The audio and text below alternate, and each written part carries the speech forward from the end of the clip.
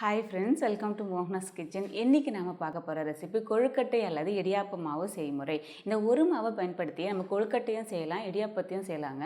விநாயகர் சதுர்த்தி அன்றைக்கி நமக்கு நிறைய வேலைகள் இருக்கும் இல்லையா? ஸோ அன்றைக்கி கொழுக்கட்டை மாவையும் செஞ்சு கொழுக்கட்டையும் செய்யணும்னா ரொம்ப நேரம் எடுக்கும் இல்லையா? அதனால தான் நம்ம முன்னாடியே கொழுக்கட்டை மாவு செஞ்சு வச்சுட்டோன்னா அன்றைக்கி ஒரு சட்டுன்னு நம்ம கொழுக்கட்டையை செஞ்சிடலாம். அது மட்டும் இல்லைங்க, இந்த மாவை பயன்படுத்தி நம்ம இடியாப்பத்தையும் செய்யலாம். ஸோ காலையில் எழுந்த உடனே இந்த மாவு ரெடியாக இருந்துச்சு அப்படின்னா சட்டுன்னு ஒரு 10 நிமிஷத்தில் நம்ம இடியாப்பத்தையும் செஞ்சிடலாம். ஸோ வாங்க இந்த கொழுக்கட்டை அல்லது இடியாப்ப மாவு எப்படி செய்கிறதுன்னு பார்க்கலாம். நான் 2 கப் பச்சரிசியை நல்லா வாஷ் பண்ணிவிட்டு 4 மணி நேரம் ஊற வச்சு எடுத்துருக்கேன். ஸோ இதிலிருந்து நம்ம ஃபஸ்ட்டு தண்ணியை வடித்து எடுத்துக்கலாம்.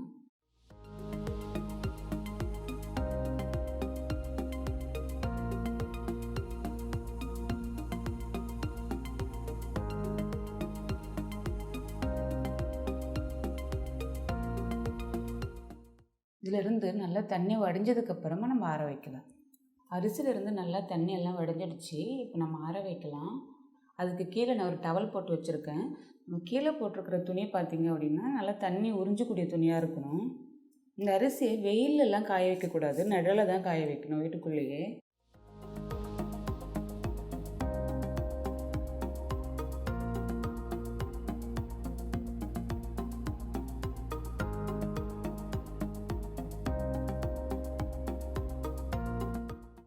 ஒரு 10லேருந்து 15 நிமிஷம் நல்லா ஆறட்டும்.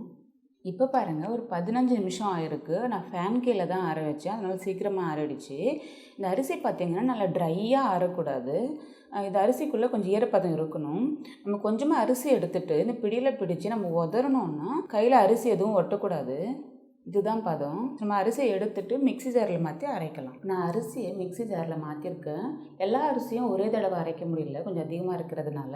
ஸோ அதனால் நான் 2 பேட்ச் அரைக்க போகிறேன். ஃபஸ்ட்டு இதை அரைக்கலாம். பாருங்கள், மாவு நல்லா அரைச்சிட்டேன். இதை நம்ம ஜலிச்சிக்கலாம்.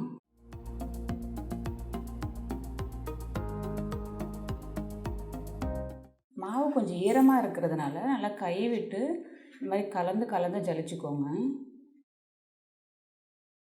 நல்லா ஜலிச்சதுக்கப்புறமா இன்னும் கொஞ்சம் நைஸான ரவா பதத்தில் இந்த அரிசி இருக்குது. ஸோ திரும்பவும் இது மிக்ஸி ஜாரில் சேர்த்துட்டு இது கூட மீதி இருக்கிற அரிசியும் சேர்த்து மறுபடியும் அரைச்சிட்டு ஜலிச்சிக்கலாம். பாருங்கள், எல்லா மாவையும் நல்லா ஜலிச்சிட்டேன். சுட்டு பார்க்கும்போது நல்ல நைஸான மாவாக இருக்குது. இந்த மாவை அப்படியே நம்ம கொழுக்கட்டை செய்கிறதுக்கு இடியாப்பம் செய்கிறதுக்கு பயன்படுத்த முடியாது. இது அதிரசம் செய்கிறதுக்கு மாவிளக்கு செய்கிறதுக்குலாம் இந்த மாவை பயன்படுத்தலாம். இப்போ நாம் இந்த மாவை பதப்படுத்த போகிறோம். அதுக்கு பார்த்திங்கன்னா நம்ம ஸ்டீமில் வேக வைக்க போகிறோம் இந்த மாவை. அண்ட் இந்த மாவு பார்த்திங்கன்னா இப்படியே ஸ்டோர் பண்ணணுன்னா கெட்டு போயிடும். ஒரு 2 நாள்லேயே பார்த்திங்கன்னா நல்லா ஸ்மெல் வந்துடும். அண்ட் மாவு நல்லா புளிச்சிடும், அந்த ஃபங்கஸ் எல்லாம் ஃபார்ம் ஆகிடும். அதனால தான் நம்ம பதப்படுத்த போகிறோம். அதுக்கு ஒரு இட்லி பாத்திரத்தில் ஃபஸ்ட்டு நம்ம ஒரு 1/4 பங்கு அளவுக்கு தண்ணியை சேர்த்துக்கலாம். இட்லி தட்டு வச்சுக்கோங்க. நான் ஒரு காட்டன் துணியை நல்லா தண்ணியில் நனைச்சி வச்சுருக்கேன், அது உள்ளே போட்டுக்கலாம். எப்போவுமே இதுக்கு யூஸ் பண்ணக்கூடிய துணி ஒயிட் கலராக எடுத்துக்கோங்க. ஏன்னா கலர் துணியாக இருந்துச்சுன்னா மேபி சாயம் போகிறதுக்கு வாய்ப்புகள் இருக்கும். நம்ம வேக வைக்க போகிறோம். இதுக்குள்ளே நம்ம மாவு சேர்த்துக்கலாம்.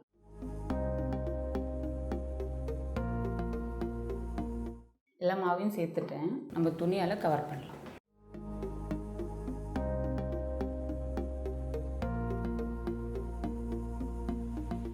இட்லி பாத்திரத்தை க்ளோஸ் பண்ணிக்கலாம்.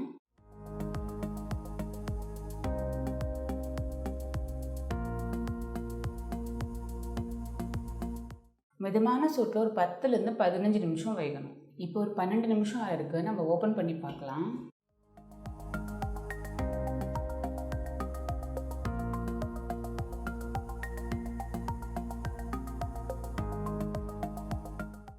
மாவு நல்லா வெந்துடுச்சு பாருங்கள்.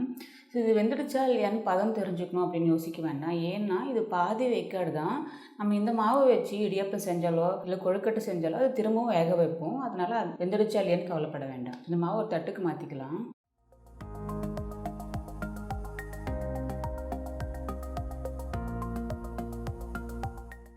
மாவு நல்லா ஆறட்டும்.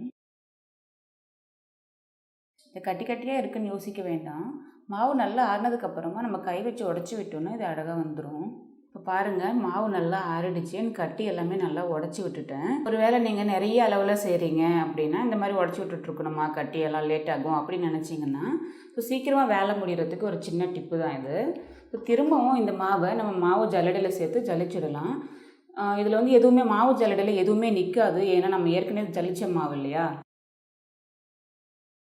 ஜலிக்கும் போது கை வச்சு நல்லா இந்த மாதிரி பண்ணிகிட்டே ஜலிச்சுக்கோங்க. ஸோ அப்போ இந்த கட்டியெல்லாம் அழகாக உடஞ்சி மாவெல்லாம் இறங்கிடும்.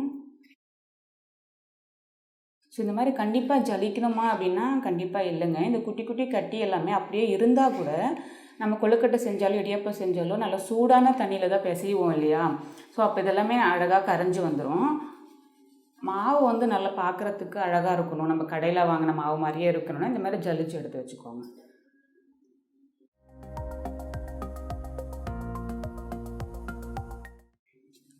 பாருங்கள், எல்லா மாவையும் ஜலிச்சிட்டேன்.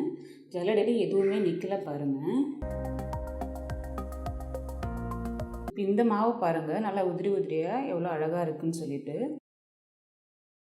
ஸோ இது எல்லாமே ஜலிச்சதுக்கப்புறமா இது கரெக்டாக இருக்கா நான் எப்படி பார்க்கணும் அப்படின்னா கொஞ்சமாக மாவு எடுத்துக்கோங்க. ஸோ இந்த மாதிரி போட்டிங்கன்னா அழகாக கோல மாவு மாதிரி விழணும், திட்டு திட்டாக விழக்கூடாது மாவு. ஸோ நல்லா ஆறிடுச்சு அப்படின்னா மாவு இந்த அளவுக்கு வரும். இதுதான் வந்து கரெக்டான இடியாப்பம் அல்லது கொழுக்கட்டை மாவோட பதம்.